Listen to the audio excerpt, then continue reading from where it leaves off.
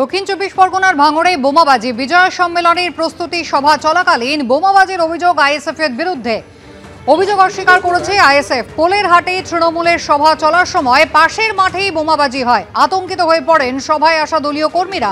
ঘটনাস্থল থেকে পুলিশ একটি তাজা বোমা উদ্ধার করেছে।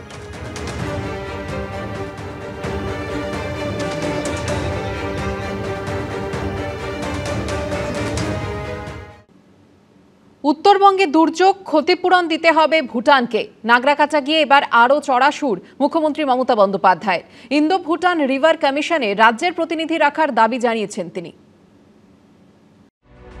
ভয়াবহ দুর্যোগের পর কেটে গেছে একটা গোটা সপ্তাহ। কেউ স্বজন হারিয়েছেন, কেউ হারিয়েছেন মাথা গোঁজার আশ্রয়। যেটুকু বেঁচে গেছে খড়কুটোর মতো সেটা আঁকড়ে ধরেই এখন চলছে ঘুরে দাঁড়ানোর লড়াই। এই আবহেই ফের দুর্যোগ বিধ্বস্ত উত্তরবঙ্গে পৌঁছেছেন মমতা বন্দ্যোপাধ্যায়। সোমবার জলপাইগুড়ির বামুনডাঙ্গা থেকে ফের ভুটানকে দায়ী করেন তিনি। এবার এক ধাপ এগিয়ে এও দাবি করেন যে ক্ষতিপূরণ দিক ভুটান। আমরা অনেক দিন ধরে বলছি ইন্ডো রিভার ভুটান কমিশন করা উচিত, রিভার কমিশন, এবং যাতে বেঙ্গলকে মেম্বার রাখা উচিত। ভুটানের জলে এত ক্ষতি হয়েছে, আমরা চাই যে ওরা ক্ষতিপূরণটাও দিক। সবটাই তো আমাদের করতে হয়, ওয়েস্ট বেঙ্গল গভর্নমেন্টকে। না দিল্লি এক পয়সা দেয়, না কেউ এক পয়সা দেয়। ভুটান দেবে, ওই চীন দেবে। চীন থেকে তিব্বতে সব জল ঢুকে যাচ্ছে। মুখ্যমন্ত্রীকে চীনে যেতে হবে, চীন থেকে জল আসছে। তারপর বলে আকাশে যেতে হবে, আকাশ থেকে জলটা বৃষ্টিটা হচ্ছে, সেই বৃষ্টির জল আসছে, তাতে আমার বিপদ। এবার বৃষ্টির বিরুদ্ধে লড়তে হবে একসাথে, তাই কিছু শুনে যাবে। বৃষ্টির বিরুদ্ধে লড়তে হবে একসাথে, স্লোগান দেবে বাংলার মুখ্যমন্ত্রী। সোমবার হাসিমারা থেকে সড়কপথে নাগরাকাটার বামুনডাঙ্গায় যান মুখ্যমন্ত্রী। সেখানে ত্রাণ শিবিরে পৌঁছে দুর্গতদের সঙ্গে কথা বলেন। বৃষ্টি বিপর্যয়ে নাগরাকাটা ও মাথাভাঙায় মৃত্যু হয়েছে 7 জনের। এদিন মৃতদের পরিবারের একজন করে সদস্যের হাতে হোমগার্ডের নিয়োগপত্র তুলে দেন মুখ্যমন্ত্রী। আর আমি বলে গিয়েছিলাম যারা মারা গিয়েছেন তাদের পরিবারকে একটা করে চাকরি দেবো, স্পেশাল হোমগার্ড। আপনাদের এখানে নাগরাকাটার সেই চাকরিটাও আমি রেডি করে নিয়ে এসেছি। যাদের বাড়িঘর ভেঙে গেছে তাদের আমরা তৈরি করে দেবো। নাগরাকাটায় বামুনডাঙ্গার টানাটানি ব্রিজ পায়ে হেঁটে পার করেন মুখ্যমন্ত্রী। সেখান থেকে পৌঁছন টুন্ডু চা শ্রমিক মহল্লার ত্রাণ শিবিরে। ত্রাণের তদারকি খতিয়ে দেখেন তিনি। উনি দক্ষিণবঙ্গে বন্যা হলে ডিবিসি, ওদিকে বলেন পাশে বিহার থেকে ঢুকে পড়ছে, এখন বলছেন ভুটান থেকে, নেপাল থেকে ঢুকে পড়ছে। আর এখন যখন আমরা বলছি যে নির্দিষ্টভাবে যারা জমি হারা হলো, কৃষিতে যা ক্ষতি হলো, ঘর হারা হলো, তাদেরকে ক্ষতিপূরণ দিতে হবে, উনি বললেন যে ভুটান সরকার দিক। ভারত সরকার যেরকম প্রতিবেশী দেশগুলোর সঙ্গে খারাপ সম্পর্ক তৈরি করেছে, মমতা ব্যানার্জি দেশের স্বার্থে নয়, দেশের জন্য নয়, বাংলার জন্য তো নয়, তিনি কোনো আন্তর্জাতিক শক্তির প্রভাবেই এই কাজটা করছেন। বামুনডাঙ্গা থেকে মুখ্যমন্ত্রী যান চালসাতে। মঙ্গলবার মিরিখে দুর্গত এলাকা পরিদর্শন করে দার্জিলিংয়ে ফিরবেন মমতা বন্দ্যোপাধ্যায়। আশাবুল হোসেন, এবিপি আনন্দ। উত্তরবঙ্গে ভয়াবহ বিপর্যয়, কেউ সর্বস্ব হারিয়েছেন, কারো আশ্রয় ত্রাণ শিবিরে। দুর্যোগ কাটলেই আতঙ্ক এখনো কাটেনি। জীবনকে স্বাভাবিক ছন্দে ফিরিয়ে আনার লড়াই চালাচ্ছে জলপাইগুড়ির ময়নাগুড়ির বিভিন্ন গ্রামের বাসিন্দারা।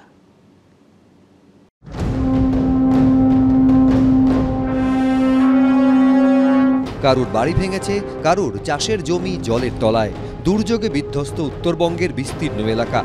সপ্তাহ পার হলেও সেই ক্ষত এখনও দগদগে জলপাইগুড়ির ময়নাগুড়ির বেদগড়া খাটোর বাড়িতে।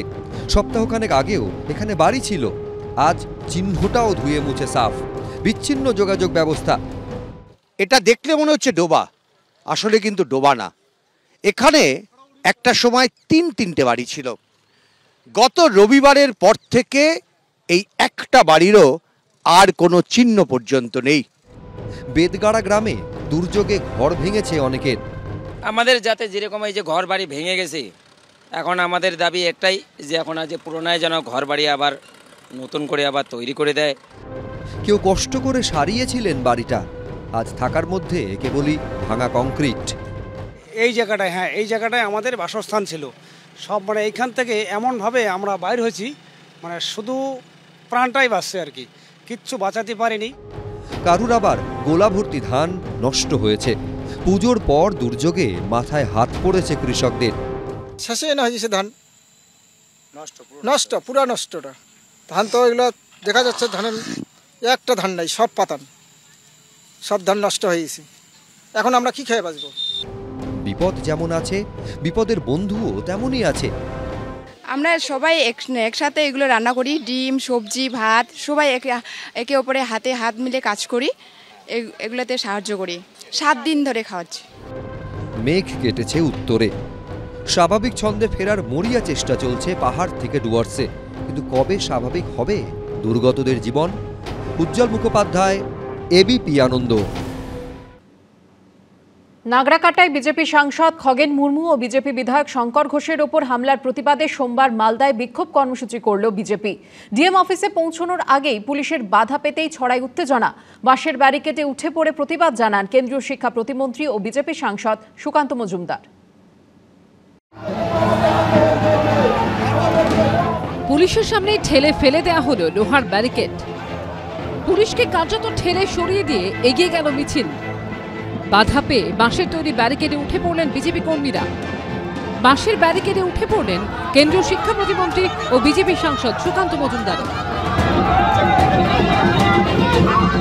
2 মিনিটও লাগতো না ব্যারিকেড ভাঙতে, কি হতো নাকি না? পকেটে লাইটার ছিল, একটু করে টুক করে ওই দড়িগুলোতে লাগিয়ে দিতাম, সঙ্গে সঙ্গে ব্যারিকেডটা পড়ে যেত।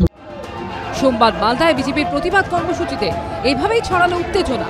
ধস-বিধ্বস্ত জলপাইগুড়ির নাগরাকাটায় গিয়ে আক্রান্ত হন বিজেপি সাংসদ খগেন মুর্মু ও বিজেপি বিধায়ক শঙ্কর ঘোষ।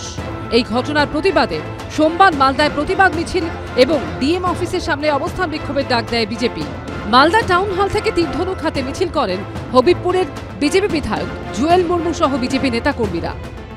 আদিবাসী জনপ্রিয় নেতা খগেন মুর্মু রাস্তাতে তাকে যেভাবে তৃণমূলের গুন্ডা বাহিনীরা প্রাণে মেরে দেওয়ার জন্যে তারা চেষ্টা করলো এবং তাকে যেভাবে রক্ত ঝরিয়েছে, এই খগেন মুর্মুর রক্ত হবে না ব্যর্থ।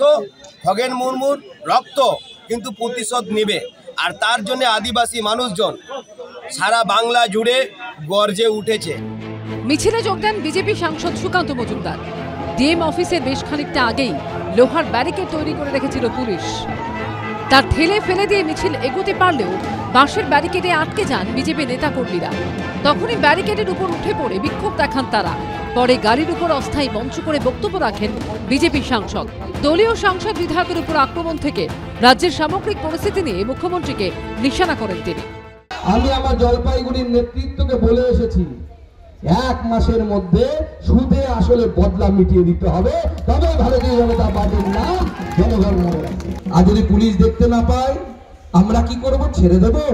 কি ছেড়ে দেব? এখানকার তৃণমূল কংগ্রেসের জেলা সভাপতি নাম তার বক্সি বলে, খুঁড়ো পুলিশটা সরিয়ে দিয়ে রাস্তায় বেরিয়ে তোমাকে রিক্সাওয়ালা পর্যন্ত জুতো ছুঁড়ে মারবে। একজন কেন্দ্রীয় মন্ত্রী, একজন শিক্ষিত মানুষ যেভাবে বক্তব্য রাখলেন, রাজনৈতিক মূর্খ, যে ধরনের কথাবার্তা তিনি বলছেন, তিনি চ্যালেঞ্জ করছেন যে পুলিশকে যদি বন্ধ হয়ে যায় তাহলে দাঁত কপাটি ভেঙে দিব টিএমসি। আমাদের মাননীয় মুখ্যমন্ত্রী তিনি যদি আমাদেরকে একবার শুধু বলে দেন তো পশ্চিমবঙ্গের বুকে সুকান্তবাবুকেও খুঁজে পাওয়া যাবে না, আর বিজেপিকেও খুঁজে পাওয়া যাবে না। মানুষ শুরু করেছে, ঝাঁটাপিটা করতে শুরু করছে, তারা করতে শুরু করেছে সাধারণ মানুষরা।